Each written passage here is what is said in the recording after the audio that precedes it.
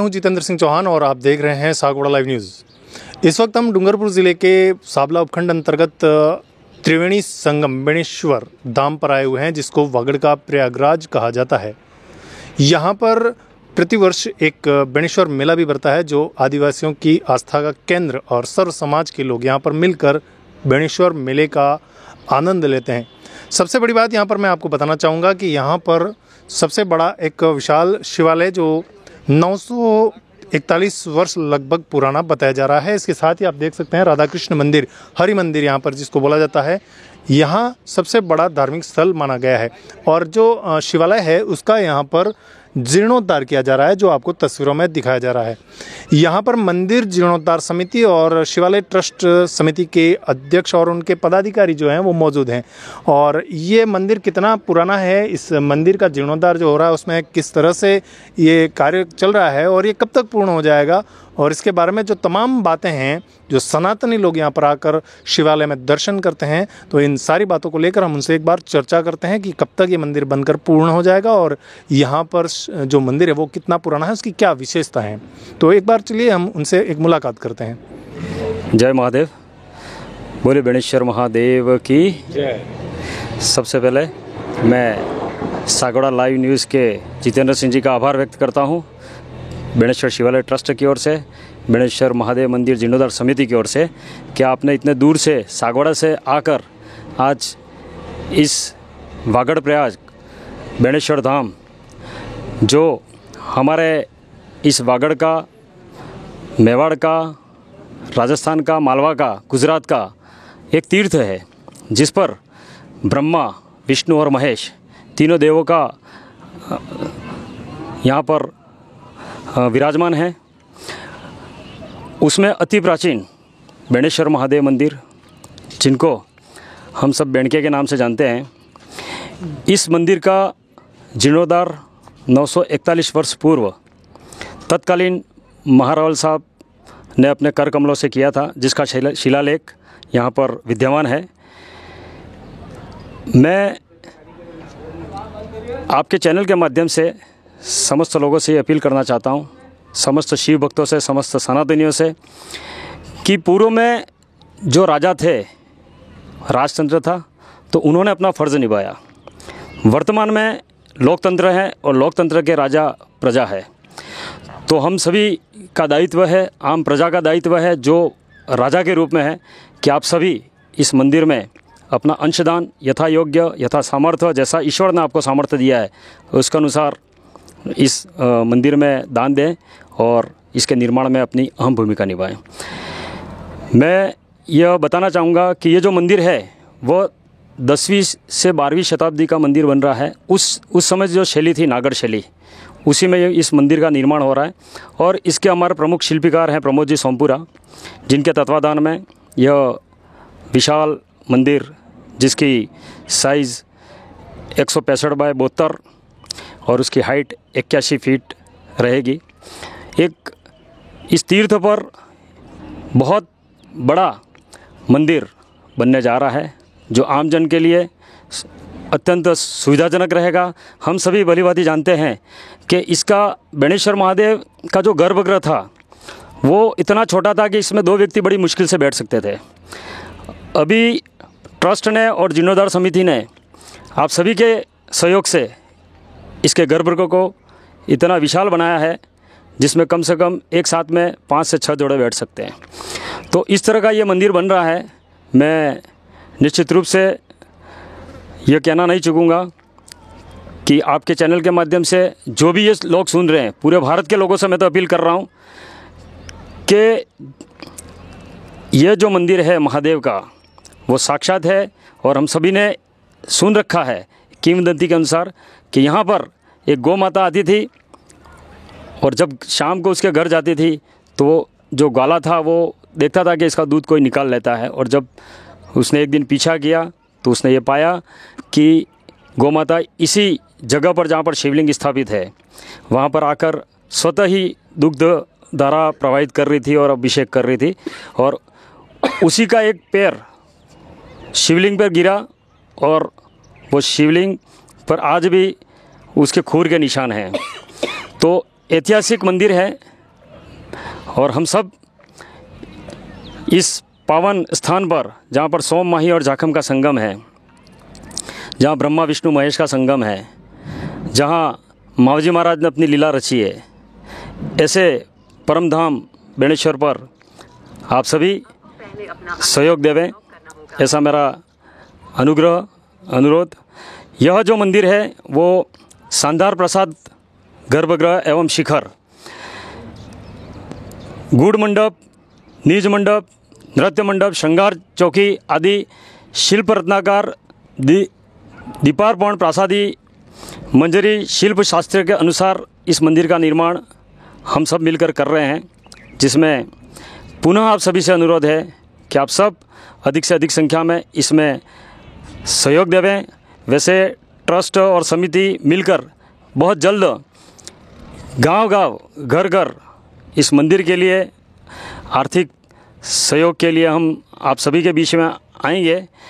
मैं आपके चैनल के माध्यम से अब तक जो ये मंदिर का निर्माण हुआ है, इस मंदिर की जो भूमि पूजन हुआ वो 29 जून 2023 को परम पूज्य गुरुदेव योगी प्रकाशनाथ जी पीठाधीश्वर अघोर पशुपतिपीठ धौलागढ़ धाम के तत्वाधान में, हरि मंदिर के पीठाधीश्वर पूज्य श्री अच्युतानंद जी महाराज के सानिध्य में और हमारे राम कथावाचक कमलेश जी शास्त्री के सानिध्य में इसका भूमि पूजन हम सब ने मिलकर किया। 2 वर्ष के पश्चात आप देख रहे हैं इस मंदिर का जो जीर्णोद्धार हुआ है, गर्भगृह का काम लगभग समाप्त हो चुका है। अब शिखर का काम होगा और उससे पहले द्वारशाह का पूजन अभी शीघ्र होने जा रहा है, जिसका अलग से सूचना दी जाएगी। उसमें भी आप सब अधिक से अधिक संख्या में पधारें, ऐसा मेरा अनुरोध निवेदन। धन्यवाद। मैं सबसे पहले आपके इस चैनल को और आप यहाँ पधारे जिसके लिए खूब खूब बधाई, धन्यवाद। साथ ही मैं निवेदन करूँगा, ये बेणेश्वर बेण का जो सोम, माही और जाखम तीनों नदियों के संगम का पार्ट है, इसका स्कंद पुराण, वामन पुराण में भी हवाला आता है कि ये गुप्त तीर्थ के नाम से जाना जाएगा। और वर्तमान में जो अभी जो शिवलिंग यहाँ लगा हुआ है, अंदर स्वयंभू है, वो खंडित रूप में दिखता है, लेकिन कभी इस स्वयंभू शिवलिंग को बदलने के लिए डूंगरपुर के महारावल लक्ष्मण सिंह जी द्वारा ये कोशिश की गई कि इसको हटा के अपन दूसरा स्थापित करें। इनके द्वारा जैसे खुदाई की गई, स्वयंभू लिंग अपने आप ही बढ़ता रहा, फिर इन्होंने कोशिश करना बंद कर दिया और इसको बंद कर दिया। और अभी वर्तमान में जब हम ये 900 साल पहले इसका जीर्णोद्धार हुआ है, उसके पूर्व में डूंगरपुर रियासत में कोई सोलंकी ठाकुर हुआ करते थे और आस्करण जी के ज़माने में इसका निर्माण का हवाला बताया जा रहा है किंवदंती के अनुसार। लेकिन अभी हमने ट्रस्ट ने और कमेटी ने जो चालू किया है, इसमें गर्भगृह को चौड़ा करते हुए और उसी स्वयंभू शिवलिंग को यथास्थिति में रखते हुए कार्य किया है। और उस ज़माने से बेणेश्वर महादेव वर्षों पुराना यहाँ स्थापित है। बेणेश्वर महादेव का हवाला स्कंद पुराण, वामन पुराण होते हुए फिर ठीक 312 वर्ष पूर्व हमारे यहाँ मावजी महाराज जो हरि मंदिर साबला के गादीपति कहलाते हैं, वो साबला में पैदा हुए और उनको हमारे यहाँ जनता हम कृष्ण रूप में पूजते हैं। जिनका विग्रह ये राधा कृष्ण मंदिर है, उसमें उनके स्वयं का, उनके तीनों पत्नियों का, उनके दोनों बेटे व उनकी बहू जो 3रे नंबर की महाराज बनी, जिनको जन पुरुष के नाम से भी जानते हैं। तो मावजी महाराज की ये कर्मस्थली रही। ये भी मावजी महाराज ने भी इसी बेणेश्वर महादेव की पूजा अर्चना की और धर्म का प्रचार किया। और वर्तमान में जो ये देख रहे हैं, और 2016 में इस भूभाग का सेटलमेंट हुआ है। सेटलमेंट के पहले ये पूरा टापू 240 बीघा का था। तो पूर्व डूंगरपुर के नरेशों द्वारा राधा कृष्ण मंदिर का निर्माण करवाते हुए 25 बीघा जो राधा कृष्ण मंदिर को दान की, शेष 215 बीघा बेणेश्वर महादेव की रही। लेकिन वर्तमान सरकार द्वारा 2016 में इसका सेटलमेंट किया गया और इस पूरे टापू को बिलानाम सरकार कर दिया है, जिसके लिए ट्रस्ट प्रयासरत है कि ये दोनों मंदिरों के नाम इसके दर्ज की जाए। और अभी आप सभी से इस चैनल के माध्यम से ये अपील करना चाहता हूँ, मैं अध्यक्ष बेणेश्वर शिवालय ट्रस्ट के नाते, कि अभी ये जो जीर्णोद्धार चल रहा है उसमें आप जहाँ से भी सुन रहे, जैसे भी, और जो यहाँ लोग हर अमावस्या के दिन हजारों में पूजा होती है। काल सर्प की पूजा का एकमात्र स्थान है और यहाँ जो भी बाधा ली जाती है, जो भी इच्छा पूर्ण की जाती है, वो ये महादेव पूर्ण करता है। तो आप सबसे निवेदन है, ये जो जीर्णोद्धार हो रहा है उसमें अपने यथाशक्ति यथा सहयोग दान देकर इसको पूर्ण कराने में सहयोग कराएं। धन्यवाद। जय बेणेश्वर महादेव। परम सौभाग्य का विषय है कि एक लंबे अंतराल के बाद, एक लंबे अरसे के बाद इस मंदिर, जिसको कहते हैं अलौकिक मंदिर, चमत्कारिक मंदिर के जीर्णोद्धार का कार्य इस कमेटी के द्वारा संपन्न किया जा रहा है। और इस कमेटी के अंदर जैसा कि बेणेश्वर शिवालय सार्वजनिक प्रन्यास ट्रस्ट और इसके साथ ही साथ श्री बेणेश्वर शिवालय जीर्णोद्धार कमेटी, इनके पदाधिकारियों के द्वारा इस बीड़े को उठाया गया है। जैसा कि पूर्व में वक्तव्य में बताया गया, हमारे अध्यक्ष महोदय आदरणीय बलवंत सिंह जी चौहान साहब और जीर्णोद्धार कमेटी के अध्यक्ष आदरणीय मुकेश जी भोई के द्वारा बताया गया कि 941 वर्ष पहले केवल इसका जीर्णोद्धार हुआ था और लगभग इसका इतिहास बहुत ज़्यादा पुराना है। जैसा कि बताया गया, महारावल आस्करण के समय में इसका निर्माण हुआ था। मैं इस विषय पर ज़्यादा नहीं जाना चाहूँगा। मैं तो सिर्फ इतना ही निवेदन करना चाहूँगा आप सभी जनता से, जो इस न्यूज़ को सुन रहे हैं, देख रहे हैं, उनसे मैं निवेदन करूँगा कि इस ऐतिहासिक स्थल, इस मतलब बहुत ज़्यादा चमत्कारिक स्थल, जहाँ पर स्वयं महाकाल के रूप में बेणेश्वर दादा विराजमान है, आए, इस मंदिर के दर्शन करें और इस मंदिर के जीर्णोद्धार में, इस मंदिर के विकास में यथाशक्ति, यथा भक्ति और यथा योग्य सहयोग प्रदान करके आप भी इसके निर्माण में, इसके विकास में एक अहम कड़ी की भूमिका का निर्वहन करें। यही निवेदन करना चाहूँगा। इसी के साथ ही जय महादेव, जय बेणेश्वर महादेव। जय महादेव। आम जन को हाथ जोड़कर विनती है कि बेणेश्वर जने बेणको कहे हैं, एना बेणका थकी आप परिचित हैं और एना बेणकानो ऐतिहासिक प्रमाण घणो पुराणो है, वामन पुराण, स्कंद पुराण में, और एक तरहनो अलौकिक गुप्त रूप में है। और संत महाजी महाराज भी कृष्ण अवतार ने रूप में जो अपनी लीला रची थी, इन्हें भी 8 शिवलिंग ऊपर तपस्या करी। और पहले भी आप लोगों ने बताड़ू है कि स्वतः एक गाय आवीने अपने दूध नो अभिषेक करती थी। तो आम जन ने मारो हाथ जोड़ीने विनती है कि ज़्यादा थकी ज़्यादा एक ऐतिहासिक जीर्णोद्धार कार्यक्रम थी रही है, मंदिर जीर्णोद्धार, इनमें आप सहयोग करें। कोई कह रहे कि फूल ने तो फूलनी पाकड़ी, अपनी यथाशक्ति जे भी वे है ये आप सबने सहयोग करवो है। और ज़्यादा थकी ज़्यादा अपने साथियों ने, सहयोगी ने, रिश्तेदारों ने, सब ने, और आपने आई भी काउंटर भी लगे तो कहें अपना सहयोग थकी रसीदें भी कटाएं। इन्हें अलावा आपने QR कोड है, एना QR कोड पर थकी ऑनलाइन भी आप महादेव जी ना खाता में अपना अकाउंट थकी राशि ट्रांसफर करी सको। आप सब थकी ज़्यादा हमारी विनती है हाथ जोड़ीने कि अणी ऐतिहासिक तपोभूमि में सहयोग करीने आना शीघ्र शीघ्र जीर्णोद्धार करवानो सहयोग प्राप्त करें। बहुत बहुत धन्यवाद। तो जैसा कि आप सभी ने देखा कि ये मंदिर काफ़ी पुराना है और शिवालय बेणेश्वर धाम, जो बेणेश्वर शिव मंदिर के नाम से ही प्रसिद्ध है, और यहाँ पर सनातनी और सर समाज के लोग आकर दर्शन करते हैं और आस्था और धर्म का ये प्रतीक माना जाता है। तो तमाम बातें हमने पदाधिकारियों से जानने की कोशिश की और जिस तरह से जीर्णोद्धार हो रहा है उसकी पूरी रूपरेखा और पूरी जानकारी हमें प्राप्त हुई। साथ ही हमारे साथ में इस मंदिर जीर्णोद्धार समिति के उपाध्यक्ष भी मौजूद हैं, उनसे भी हम जानकारी ले लेते हैं। सर, जो मंदिर जीर्णोद्धार हो रहा है, तो सबसे पहले तो आपका सागवाड़ा लाइव न्यूज़ चैनल पर स्वागत है। जो मंदिर जीर्णोद्धार हो रहा है उसको लगभग कितना समय लगेगा, इसका थोड़ा सा हमारे दर्शकों को बताएं आप। सबसे पहले तो मैं आपके चैनल को खूब खूब धन्यवाद दूंगा कि आपने अमूल्य समय देकर इस पुराने प्राचीन शिवालय मंदिर के बारे में एक जन जागृति का आपने एक बीड़ा हमारे इस कर्म में जो उठाया, उसके लिए खूब खूब धन्यवाद।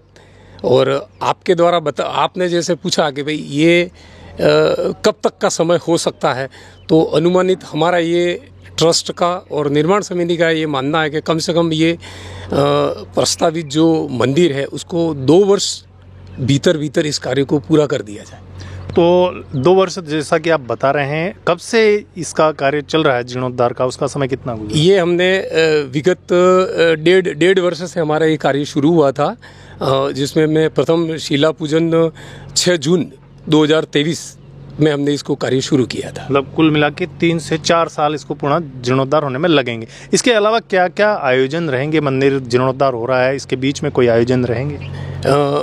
मंदिर जीर्णोद्धार में हमने ये ट्रस्ट ने मिलकर ये तय किया है कि इस कार्य को बृहत और विस्तृत बनाने के लिए एक कथा के माध्यम से भिक्षाटन का जो कार्य है हम करें, ताकि ये जो लागत, अनुमानित लागत हम मान रहे हैं ट्रस्ट कि ये करीबन 17 से 18 करोड़ के आसपास की लागत का ये मंदिर तैयार होगा।